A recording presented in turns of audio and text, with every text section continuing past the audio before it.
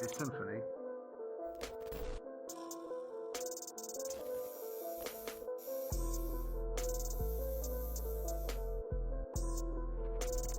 Hello, and welcome to MU Inc., a podcast dedicated to the stories behind people's tattoos. I am your host, Dr. Matt Walsh, and I am an assistant professor of social work here at Marian University, and I don't have any tattoos. And I'm the guest, Brittany McVey. I am a senior social work major here at Marian, and I have 4 tattoos. All right. Well, so in this podcast, we hear from students, faculty, and staff as they talk about their tattoos, the meaning behind them, what led them to get their tattoos, and other fun details and tidbits along the way. So, Brittany, welcome. Thank you for coming. Before we jump into tattoos, can you just tell me a little bit about even what brought you to Marian? Yeah. So I am a non-traditional student. I am back at school in my 30s getting my degree, and I'm here at Marian because my husband is a professor here. Mm-hmm. So once he got the job here and I was ready to go back to school, I came here because that's what made sense to do. That does make sense, doesn't it? If you don't mind me asking, you have to kind of jump into your husband's brain for a little bit. Like, what was appealing about Marian for him? Because I'm sure, like, he probably had his own process of, finding universities and where he was going to land. I don't want to put words in his mouth, but I know that we were living in Iowa. He was in grad school at Iowa State, and he did some interviews kind of all over. We didn't really have a specific place we wanted to go. And Marian was actually kind of a throw-in as far as his interviews. He just saw about the opening. He was like, I don't really know anything about this place, but I'll just try it. He's like, maybe it'll be a practice interview because it was one of his first ones. But during the interview, he actually found that he was very interested and he really liked the people that he talked to and he liked what he heard. And whenever he did a couple other interviews, but whenever Marian gave him an offer, he thought that it was a really great offer. And we kind of looked at the area and it was just seemed like it was meant to be. So. Mm-hmm. Well, and now, so you as a non-traditional kind of senior now, too, like, what have been some of the things that you've liked about Marian? I enjoy the size of Marian a lot. I actually, when my husband was in grad school at Iowa State, I did try to go back to school then and go to Iowa State, and it was just so overwhelming for me. I know some people thrive in, like, big schools like that. It was just not for me. It made me very anxious. So I love the size of Marian and, like, the social work program. I think has really great people. You're one of them. Yeah. Just the social work program. And I don't know, I just feel like everyone's very kind. And I don't have a Catholic background, but I did grow up in the church. And I always really enjoyed kind of Catholicism and Mass and, like, the traditionalism of it and things like that. So it's been kind of fun to learn more about that side of things. Yeah. Now, do you have plans for when you graduate? Hopefully grad school to get my master's starting this summer. Mm-hmm. So. And after your master's, are you thinking therapy or what are you thinking with your degree? I don't have a set in stone plan at this point, but I'm interested in a few things. I'm really interested in doing like NICU social work. I like in hospital work, but I also am certified as a birth and bereavement doula and have spent a lot of time working with pregnant new moms, newborns in that population. So I'd like to kind of stay in that wheelhouse. Perfect. All right. Well, so we did come here to talk about tattoos. So let's get to the kind of the focus of the show. So you said you had 4 tattoos. Yes. So I can see 2 of them, I feel like right now, but so what are your tattoos? Yeah. So I've got this one over here. It is a heart that says "Fight Like a Girl." This was my second tattoo. This one I got in Springfield, Missouri. My husband's family lives in a small town outside Springfield, and when we were there visiting, there is a girl who he went to high school with, and we have some mutual friends who is a tattoo artist, and so I followed her on Instagram or Facebook, I can't remember, and she posted about a flash event that she was doing that was the proceeds, or like a portion of the proceeds from any tattoos from this flash event were going to Springfield's Me Too movement, where they helped women in domestic violence situations and sexual assault survivors, which I thought was super cool. And this was kind of the height of the Me Too movement when it was at its apex. And so I looked at her flash sheet, and I saw this one and loved it. It says, "Fight like a girl." So I sent her a message, and I was like, "Hey, I'm in town just briefly, but I would love to get this tattoo. And I think I asked her if she could edit it a little bit. I can't remember what I changed. It may have been the font or something. And she was like, absolutely. So I went and got it done there. And then a portion of those proceeds went to that, which I thought was really great. Yeah, so that's, I guess, the story behind that one. Yeah, that's interesting. So, yeah, I like that. From a distance, I couldn't quite tell like what it said. It almost looked like some of those like kind of People like a ask heartbeat. what it says, like, yeah. But I like that. Yeah, I like Yeah. the heart too. Yeah. Yeah, so then the first one I ever got is right here. And it is like the most basic of all basic tattoos. So I got this one 2014 maybe, something like that. And me and my sister both had always wanted a tattoo, but our parents were not tattoo people. They're still not, but they love us and accept us anyway. So we had neither of us had any tattoos, and we both really wanted one. And she was like, hey, we should go together and get matching tattoos. We didn't know what we wanted. We just knew we wanted something.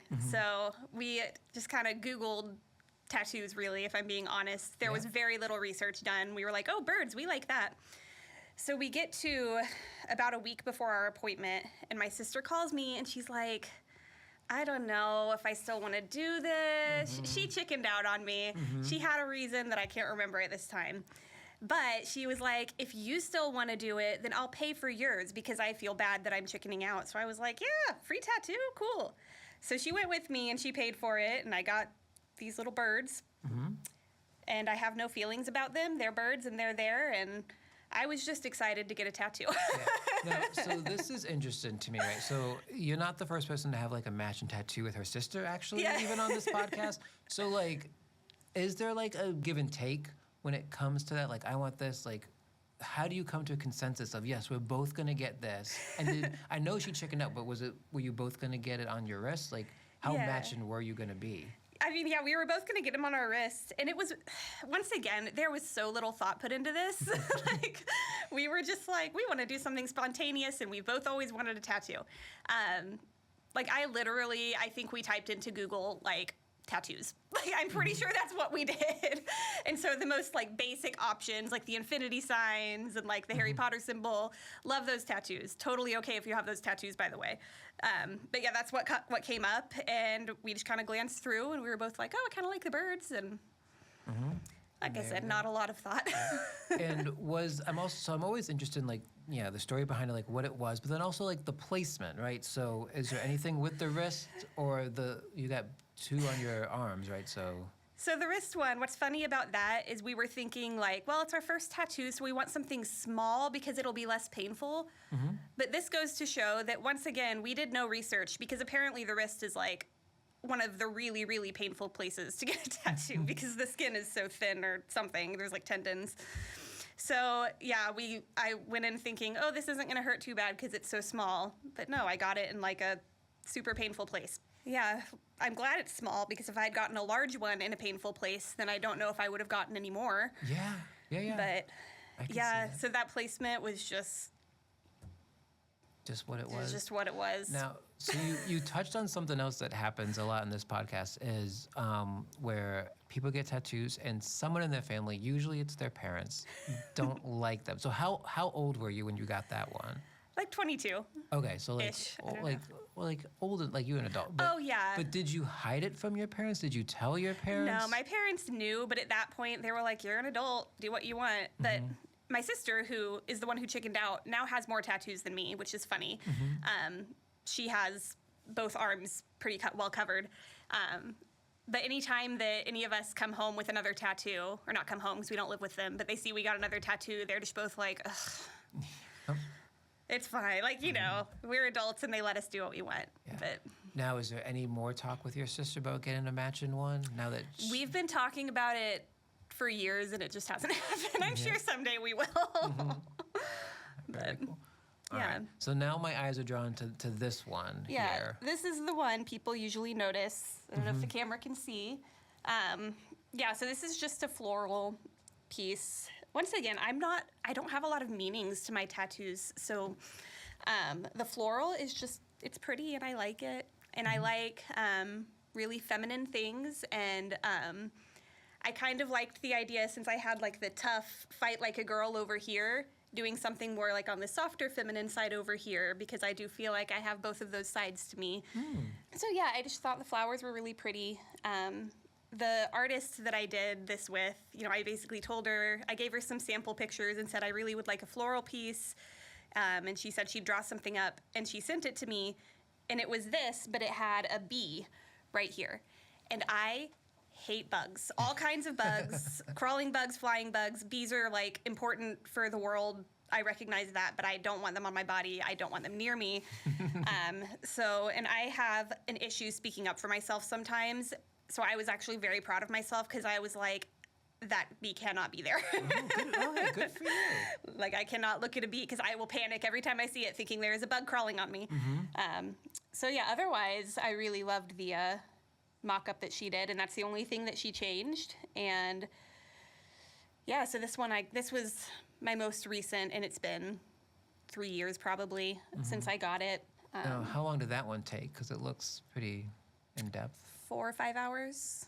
Yeah, a lot of it was just these like detailed inner parts of the flowers that I kept thinking like, she's got to be done. Is she done? Is she done? Like, is this almost over? Yeah. I survived, but. Good. Was there any thought to do it in color? No, I don't know. None of mine are in color. And there's not really a reason for that, except I like the look of just the black personally. And I feel like on some people color ages well, and on some people it doesn't. And I don't know if it will on me, so I just stick to black. I don't know. Yeah. All right. Now you said 4, right? I think we talked about. So the last one is right over here, and it is a semicolon. Okay. Yeah. Which you may be aware, but in case anyone is not, the semicolon tattoo is a symbol of, it's a suicide awareness thing, saying like a semicolon is used to replace the end of a sentence to show that the sentence goes on. And so that is symbolism for, instead of a life ending at suicide, a life going on. So I got that during a suicide awareness event, and yeah, that's about it. Well, so I'm starting to pick up on a theme of like you have 2 kind of social justice, if you want to say that way, or like, Sure, yeah. related at least to social work, which we are both fond of, Yes. right?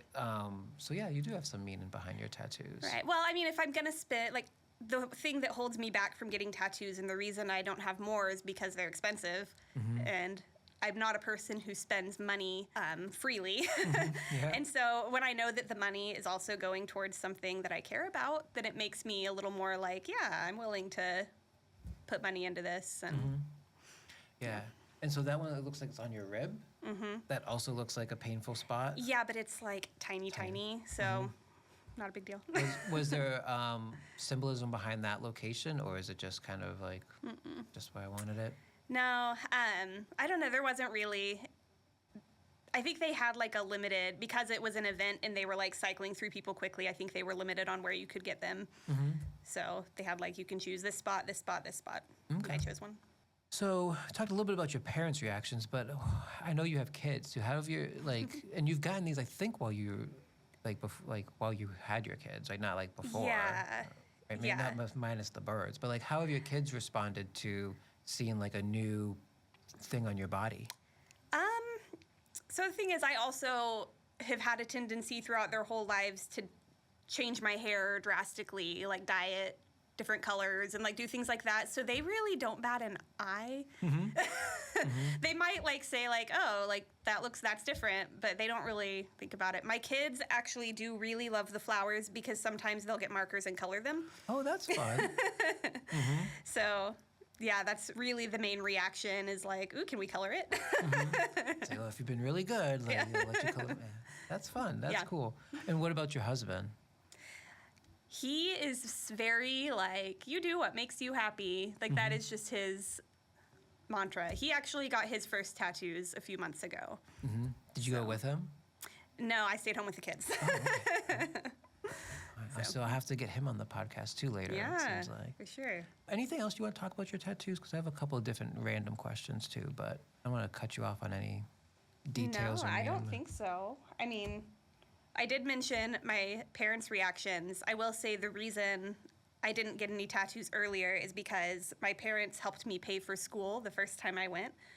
And they told me that if I paid to get a tattoo, I would not only have to pay for the tattoo, but I would have to pay them back the money that I could have put towards school that I instead put towards a tattoo. So I'd be paying twice. Twice, yep. So that is why I did not get any tattoos earlier. Okay, yeah, that makes sense. Yeah. Some, harsh accountant, but yeah. I know. I get it. Looking back on the ones that you have, would you do any of them differently? I mean, like I said, the birds are like, they're fine. I don't particularly care that they're there. I wouldn't particularly care if they weren't there. But it's a funny story to remind my sister about how she like chickened out on me. So there's that. But otherwise, no, I like them all. Do you plan on getting any more? Mm-hmm. Okay. Do you have so are you just open to it, or no, I have plans? And Oh, at yeah. Some point, okay, so what do you plan to. I have a huge list of things that I would absolutely get if I just had all the money in the world to spare. What I've been thinking about doing next, though, so my favorite moment in all of cinema is in Lord of the Rings when Éowyn pulls off the mask after Sauron says, "No man can kill me," and she says, "I am no man," and then she kills him. Love that. And so I've thought about adding to this arm, because once again, this is the women are strong arm. So adding something to do with that over here, having a sword with that quote or something. I think that's what I want to do next. That's cool. Yeah. I like that. And I again, you kind of talking about that kind of almost like a duality of femininity of very strong, but also soft too. And you've got both of those, and you kind of have both of them on your. I think that's really interesting. Yeah, and that's one thing I work really hard to instill in my daughter is that you can be both. You don't have to pick one or the other. So. Yeah, I like that. All right, so that would be for you, and I like to ask this question to everybody too. So if you could give a tattoo to anybody in your life, and they'd have to do it, who would you pick and what would you make them get? Oh, man. That's a hard one. Yeah, it's a thinker. Honestly, I don't even know what I'd have him get, but I'd probably choose my dad because he is so he would never get a tattoo. Yeah. He would never do it. But he teaches high schoolers, and they would think he was so cool if he did. So I don't know what I'd have him get, but I think it would be awesome if my dad got a tattoo. Yeah. So. There's been other people on the show that have said something similar, and they're like, oh, maybe just even my name, because then he wouldn't even get that mad, but he'd still have a tattoo. Yeah, he'd just have it. Right, yeah, because there is this interesting kind of thing of dynamic of kind of generation sometimes of or even I've had people that their parents have tattoos too, but they still didn't want them to get a tattoo or Yeah. So if your kids come to you at a certain age and they're like, oh, Mom, I think I want to get a tattoo, are you gonna be all supportive, you think? Or if they are over 18, I'm going to say absolutely. If they're younger, it's something we'd have to really talk about, what they wanted and why. And, I think that tattoos can be removed, but generally it's a permanent decision on your body. So if you're really young, I don't want you to do something that you'll regret later. But I also know that there are tattoos I might have gotten at 15 that I would still love today. So, I think that it just depends on the situation and the maturity. Yeah. So. Now, I don't know if I've asked this question before, but it just popped into my head on the show. So you're going to be graduating, you're going to maybe go into grad school, and then enter in a kind of a professional career. Do you think, are you nervous at all about your tattoos, or do you think that's really for what you want to do, that really is probably going to be a non-issue? I'm not nervous, partially because I don't have any that can't be covered. I'm never going to get a face tattoo. I don't have any plans to get one that can't be covered if necessary. But even if I did, I don't think that it's as much of an issue as it used to be. Yeah. That stigma is kind of breaking down. Obviously, if you have a tattoo of something that is controversial, I can see maybe a workplace taking an issue with that. But in the industry, and also in the social work industry, at least where I've been around, a lot of people have tattoos. It's becoming a lot more normalized, and it's no longer considered such a taboo or unprofessional thing. Yeah. So. It's actually interesting you mentioned social work, right? Because that's my field as well. And when I was in the PhD program, I had a fellow PhD student that I was pretty close with, and they had a lot of tattoos, like up the neck, like on the knuckles, hands, had gauges in their ear that they were getting rid of. But you know, they had that look, and they were incredibly smart, all that stuff. But they still got some flack from some of the older faculty of like, ooh, you know, you're probably gonna have a hard time getting a job at a university looking like this. And I love their responses. They were just like, I don't think that's true, but if that is, I probably won't want to work at that place anyways. Maybe not the place for me, Right, because why would I pick a place where I couldn't be myself? Yeah. So they did get a job at a university. They're doing very well from what I can tell. Yeah. But it's interesting that I think there's still slight elements of that in some cases. There are.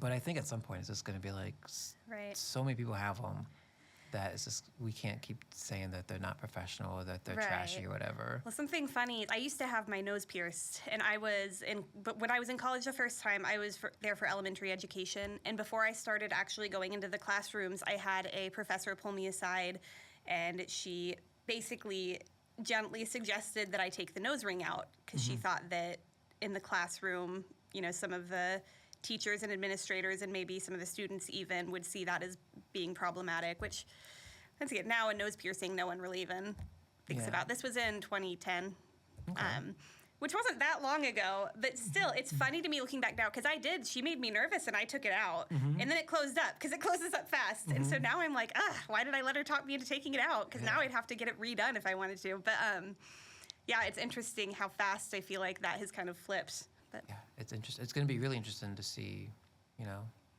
I don't know why this popped up, but like, would we ever see like a politician that like predominantly shows off tattoos? Yeah. That would be maybe at some point. At some point. I can't think of any off the top of my head that do it now, but Yeah. like, I feel like that would be an interesting thing to see at some It point. would be. But yeah. All right. Well, I feel like that's a good conversation. So I appreciate your time. Just thank you so much for sharing. And as anyone's listening, just obviously thank you for listening. And then also, if you ever want to be a guest, if you got some cool tattoos or a cool tattoo story, just reach out. You can be a guest and we can talk and hear about your tattoos. So thanks everybody for watching, and see you next episode. Thank you. The symphony